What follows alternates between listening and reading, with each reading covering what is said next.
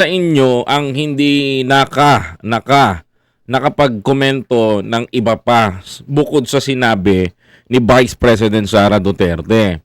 Marami rin sa inyo ang hindi masyadong nakarelate doon sa kanilang mga binitawan, mga kababayan. At hindi nyo rin minsan na nakita nyo lamang yung kanilang bakbakan. What I mean is bakbakan. Yung bakbakan lang nila ang nakita nyo. Kaya naman yun lang kayo nag-focus, di ba? Oh, tapos hindi nyo napansin yung iba't ibang lengguwahe o salita na binitawan ni Tambalustay. Di ba? Alam nyo yan. Let's pag-usapan natin to at harapin natin ang dapat nating harapin, mga kababayan ko. Sino nga ba ang matino o mas matino? Si Tambalustay o si Yusek Claire Castro?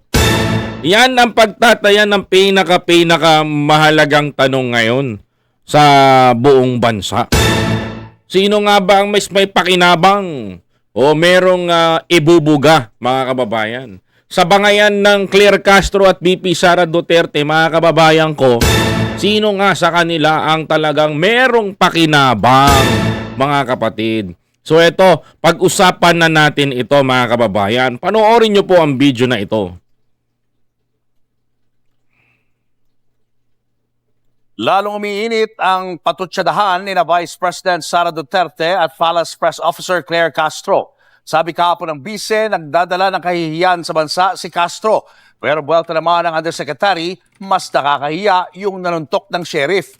Aniya sa frontline sa balita si Bril Montalvo ng News 5 Mindanao. Vice President Sara Duterte versus Palace Undersecretary Claire Castro. Si Claire Castro, nagdadala yan ng kahihiyan sa ating bayan. Nako, mga kababayan ko, ito ba yung mapuna ko lang ha, hindi ko kinakampihan si Yusek Claire o si Atty. Claire. Pag maliho si Atty. Claire, kaya ko hong pagsabihan dito yon.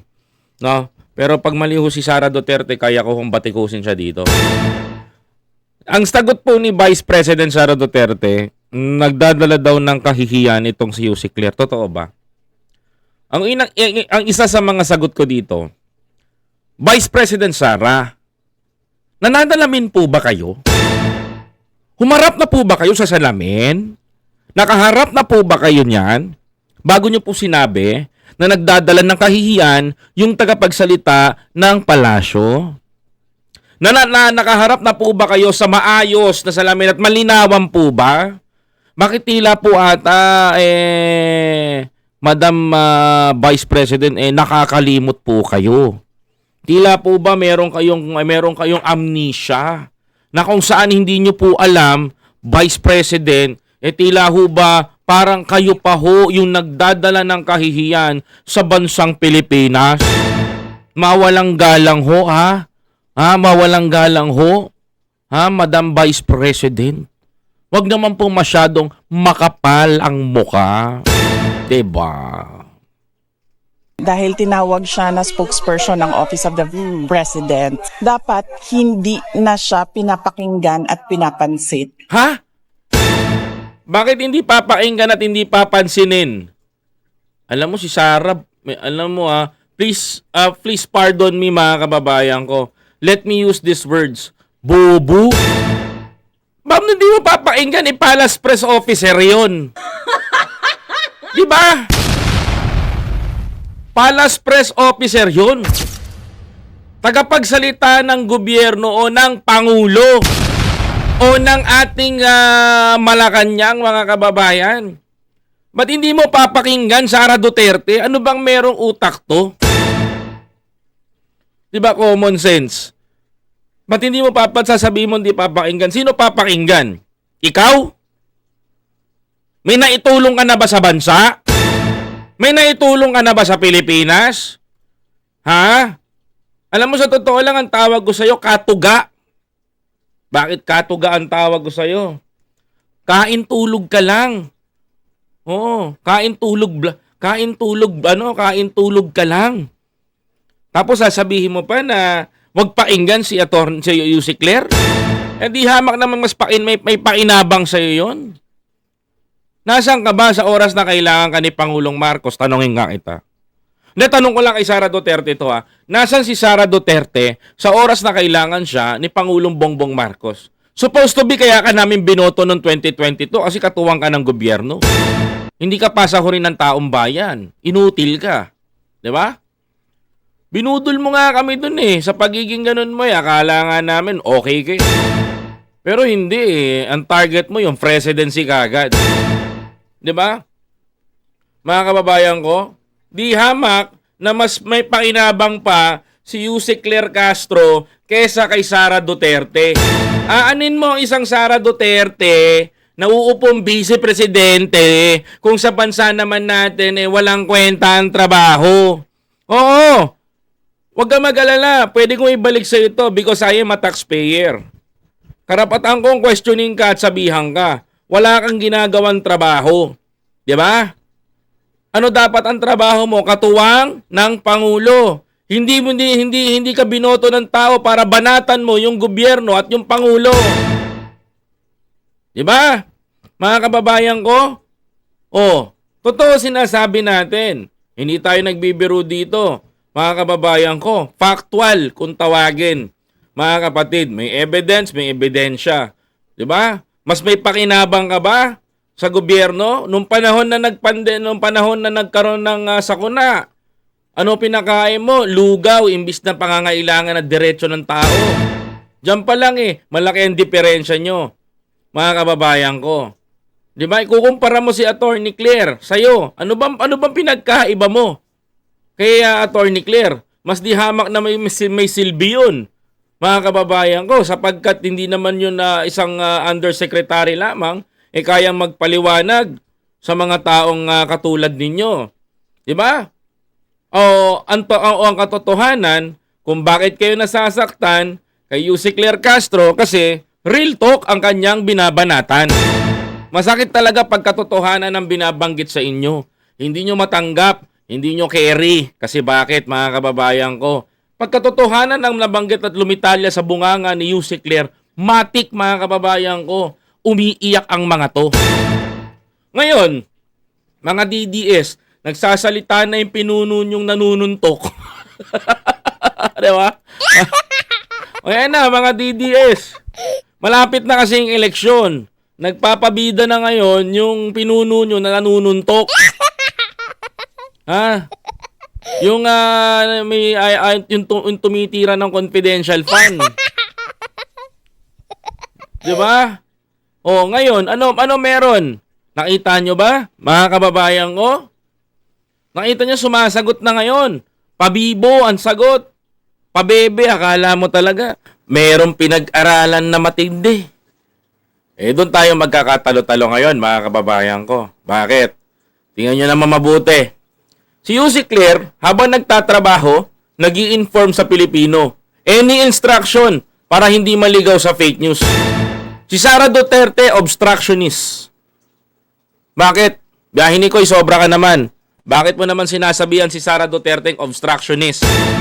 Tingnan nyo mabuti ginagawa niya. Meron na ba siyang nagawa sa Pilipinas na ikatutuwa ninyo? Bilib na bilib kayo. Meron na ba? May nakita na ba kayong proyekto niya? Nakinabang na ba kayo sa pera ng taong bayan na binibigay sa kanya? Di ba wala, mga kababayan? Wala kayong nakita. Diyos ko. Ay.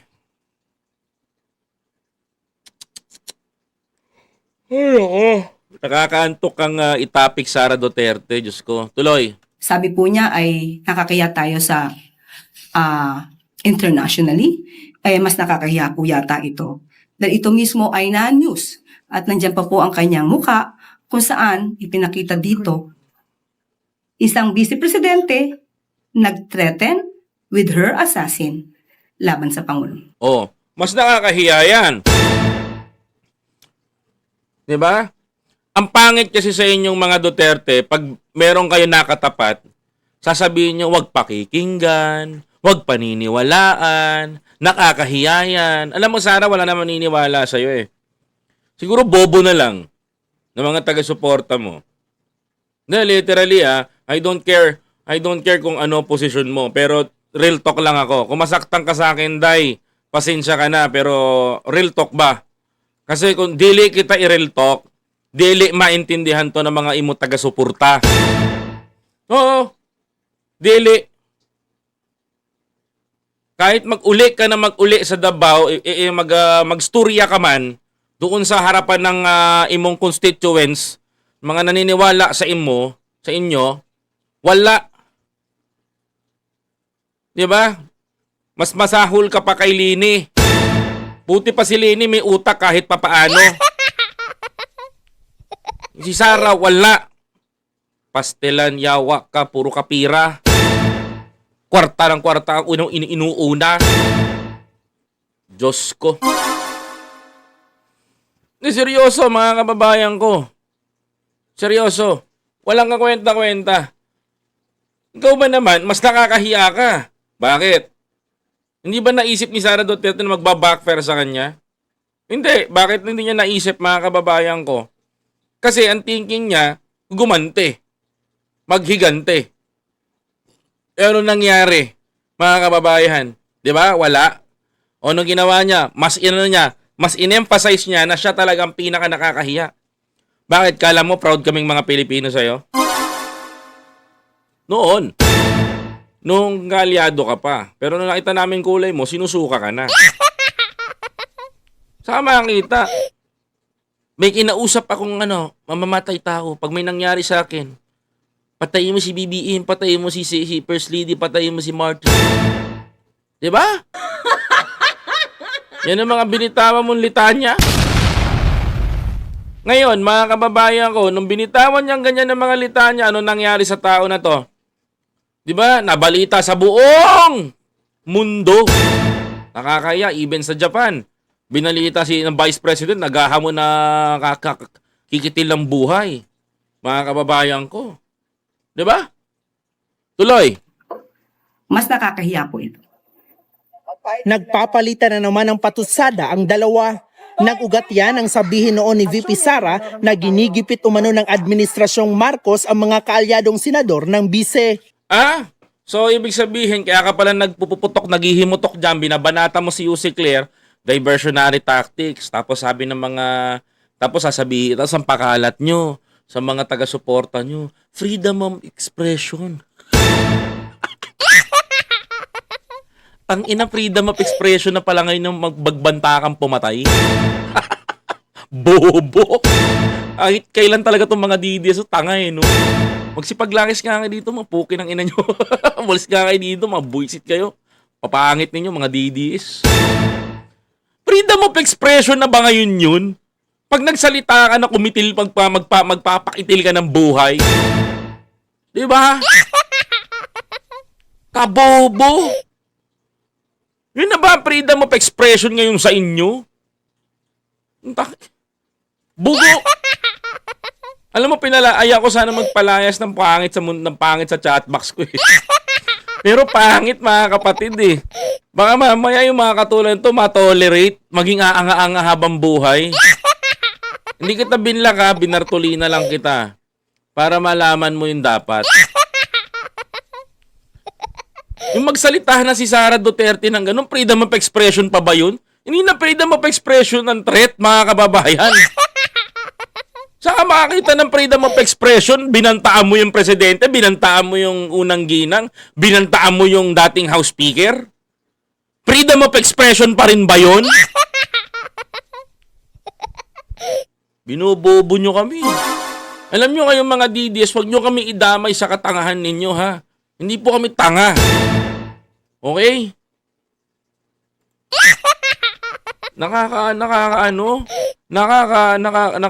Hindi, pasensya na guys, please pardon me if I use that bad words. No? Hindi ko mapigilan eh. Kasi sa totoo lang, mga kababayan ko, wala hong freedom of expression kapag nagbanta ka na. That is a threat, mga kababayan ko. Diyos ko. Iyakin. Di ba? Mga kababayan. Tapos mag-aatungal itong si Sara dahil sa mga tropa niyang senador na naiipit daw. Naiipit ba sila bato? Naiipit ba sila ano doon? Ang tatangan, ewan ko ba ba't ang tatanga mag-analysis itong mga DDS na to? Magwawala sila ngayon, mga kababayan ko.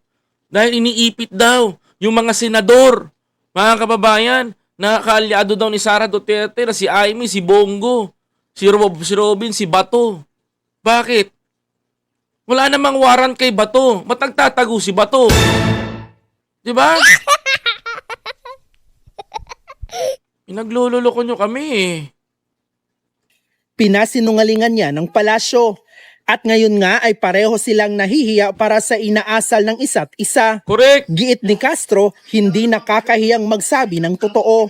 Ang nakakahiya po ay umaming may kakilalang assassin at handang magpapatay ng Yun na nga. Pangulo, ng First Lady, at ng dating House Speaker. Oh, di ba? Mas yan ang nakakahiya.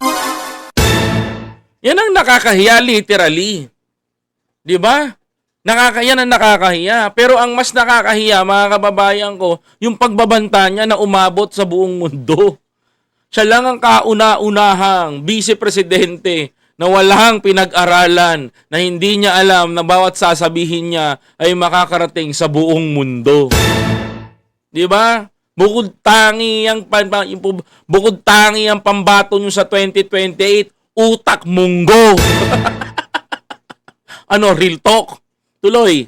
Ang nakakahiya po ay hindi gumalang sa order ng court at manuntok ng sheriff. Di ba? Bawal po yan sa batas. Bukod dyan, hindi rin pinalampas ng palasyo ang eksklusibong pahayag na ito ni VP Sara sa News 5. Unang-una ang tanong, meron pa bang bayan? Meron pa bang Pilipinas? Ano daw? Diyos ko! Meron pa daw bang bayan? Meron pa daw bang Pilipinas? Anong kalokohan to, Sara Duterte? Putya! Panoorin nyo, mga kababayan ko. Wait lang, panoorin nyo. Please watch, mga kapatid. Panoorin nyo. Sibong pahayag na ito ni VP Sara sa News 5. Unang-una ang tanong, meron pa bang bayan? Meron pa bang Pilipinas na pag-uusapan sa taong 2028? Hala, ano ba yan? Lubog na tayo sa basura, sa baha. Yun yung ikinakatakot ko na baka isang araw Hala, anong ginagawa nito? Putya, nagkakalat. Shucks. Demen, nagkakalat si Sara. Ano to?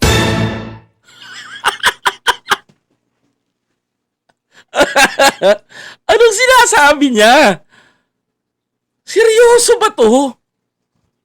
magising na lang tayo. Wala nang maayos na gobyerno. Magulong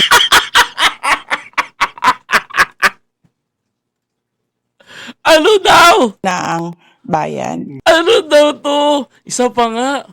Mga kapatid. Sibong pahayag na ito ni VP Sara sa News 5. Unang-una ang tanong, meron pa bang bayan? Meron pa bang Pilipinas na pag-uusapan sa taong 2028? So what do you mean? What do you mean? Kami dapat magtanong sa iyo niyan. Kung tumakbo ka sa pagka-presidente, do you think Sara Duterte manalo ka, may Pilipinas pa kaya? Parang kami dapat ang magtanong sa iyo niyan. May Pilipinas pa kaya? Tanong ko lang ha. Tanong ko lang, no? Tanong ko lang po ha. May Pilipinas pa kaya? Kung sa 2028, kung sakaling manalo ka, ang tanong dito, may Pilipinas pa kaya? Eh baka wala na, we are province of China. Province of China na to. Diyos ko, mga kababayan, hindi na tayo bansa, wala na tayong soberenya. We are province of China. Lokal-lokal to no? Komedyante rin pala to si Vice Presidente. Tuloy. Lubog na tayo sa basura, sa baha. Yun yung ikinakatakot ko na baka isang araw magising na lang tayo. Wala nang maayos na gobyerno. Talaga ba? Oh my God. Oh my God, ako, Ma'am Charita Torion Marsan. Naisip mo pa yung basura. Naisip mo pa yung baha. Pero yung pangungulimbat mo ng pera, di mo naisip. Di ba? Hindi mo naisip. Pero yung pangungulimbat ng pera, di mo sinasabi. No. Concern ka sa basura. Concern ka sa baha. Pero yung confidential fund, hindi ka naawa. Kumidyante rin to no? Tuloy. Magulo na ang bayan. Ano, ikaw lang ang nagpapagulo sa bayan. Ano ba to? Diyos ko. Kausapin nyo nga to, mga DDS. Parang wala sa hulog si Lustay. Imagine ninyo, sasabihin niya, mga kababayan ko, yung mga ganyan. Pwede bang manahimik ka na lang, Lustay? Diyos ko naman. Sa lahat ng sinabi mo, walang tumama. Oh my God. Tuloy. Kung ang kanyang hula ay magkakatotoo, malamang mangyayari yan kung ang isang leader na iboboto sa 2028 ay isang Manchurian candidate. Manchurian puppet. Manchurian candidate. Supposed to be puppet.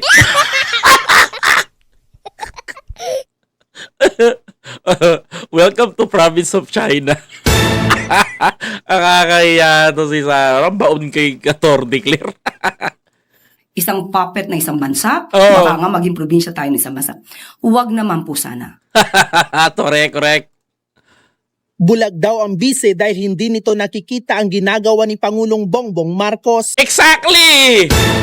Ayun sinasabi ko. Ang mga DDS ay mga bulag na nakakakita. Nagbubulag-bulagan sa proyekto ni Pangulo. Puchay, ko-content na naman ako ng mga DD sheets nito. Kaya ko mag-aong gigigil na naman sa akin. Tuloy. Nakakalungkot lamang dahil yan ay galawang Duterte. Showing the characteristics of an emotional vulture. Uy! Emotional vulture. Ang sakit. Isang buitre. Guitre. Men, ang sakit nun Sarah. Nagpapanggap na concern sa kalagayan ng bansa when in fact, she admitted that she doesn't want to help the president Correct. That's true. in his projects for the country. Yan ang inagkaiba ni Sara at ni Bongbong. Iniwanan ni Bongbong Marcos si Sara Duterte. Iniwanan ni Sara Duterte si Pangulong Bongbong Marcos sa ere. Mas ginusto niya na makuha yung posisyon kaysa sa tumulong sa presidente. Sa makatuwid, malinaw na malinaw kung sasabihin sa inyo, iniwanan sa ere ni Sara Duterte si Bongbong Marcos. Tuloy. Drama, pero walang gawa. Hindi rin nagustuhan ni Castro ang naging pabirong Valentine's message ni VP Sara sa kanya at kay PBBM. Giit ni Castro, pareho silang pamilyado ni Pangulong Marcos kaya hindi ito dapat nagiging biro. Correct. Alam mo, immature talaga si Sara Duterte pagdating sa ganito eh. Alam mo, nakikita ko lang seryoso ako Pikon si Sara. Sobrang pikon si Sara Duterte. Kawawa to si Sara Duterte, mga kababayan. Kasi masyado siyang pikon sa laban. Kung ganyan ang gagawin ni Sara, walang hindi siya mananalong presidente sa 2028. Alam mo, ang Pilipino, there is a silent majority eh. Hindi lang DDS. Hindi lang loyalista ang nagpapanalo. Tandaan nyo to, there is 75% na silent majority na Pilipino. At yun ang nagpapanalo kapag nakuha mo ang kanilang boto. But suddenly, mga kababayan, nakakatawa lang nakakatawa, mga kapatid, kasi kung titignan nyo yung ginagawa nila, talaga nga katawa-tawa yung mga sagot talaga ni Sara. Halatang walang laman at lagi nagpo-provoke ng gulo. Tama ba naman yun? Pati ba naman relasyon ni Presidente, gawin niya pang issue? O anong mangyayari sa Pilipinas? Puro chismis na lang. Di ba? Pag nag-press briefing kung si Sara Duterte ang Presidente, gagawin nun, chika minute. Tandaan nyo, ang pag-gobyerno ay hindi po pwedeng chika minute lamang. Mga kababayan, tama? Tuloy. So, ganito po bang leader tulad ni VP Sara ang dapat nating hangaan at dapat nating ilagay sa pedestal? Ang anumang salitang nanggagaling sa kanya ay puro paninira, puro insinuation, puro ka-immoralidad. Correct. Puro ka-immoralidad. Tama yon. Ang Pangulo po ay mayroong pamilya, mapagmahal na asawa, mabuting ama. Correct. At ako din po ay may pamilya. So sa isang tulad na ni Vice Presidente na magsasalita ng ganito, ito po ay napakababa bilang babae. Talaga. Panawagan tuloy ni Yusek sa mga kaalyado ng bise. Isang hiling. Maaari niyo po bang turuan ang Vice Presidente sa kanyang communications? Coms Bigyan niyo po 101. ng Coms 101. Sa huli, may Valentine's message si Castro kay VP Sara. Ang aking message, Valentine message sa kanya, VP Sara, spread love. Not fake news, not immorality. Don't be a Chucky. Nagbabalita mula sa frontline. Anyway, thank you, Vril Montalvo, News 5. Alam nyo, totoo naman sinabi ni Attorney Claire. Huwag ka maging immorality, magpakaano ka, pagpaka-matured ka, and don't be chucky. Correct, tama. Di ba mga kababayan ko, ang hirap kasi ang hirap kay Sara Duterte. Banat ng banat eh. Dapat bago ka bumanat, tignan mo muna. Because you are the Vice President. Hindi mo alam, pinapatulan mo si Jose Claire Castro, pipikapin ng ibang bansa yung news na yan, babanatan mo ng ganyan. Magiging katawa-tawa ka, hindi naman kami. Mas pinakita lang ni Sara Duterte na tawag ito, immatured kung mag-isip. Well, para sa akin, hindi po pwede maging presidente ang isang isip bata kung gumalaw. Dahil walang pupuntahan ng bansa, mga kababayan ko. Kaya kayo, tingnan nyo mabuti yan. Mag-isip-isip din kayo. Ha? Wag puro hanga-hanga-hanga. Kailangan yung marunong mag-isip ng tama at matured na tutulong para sa bansa. Please don't forget to follow, like, comment, share, and subscribe.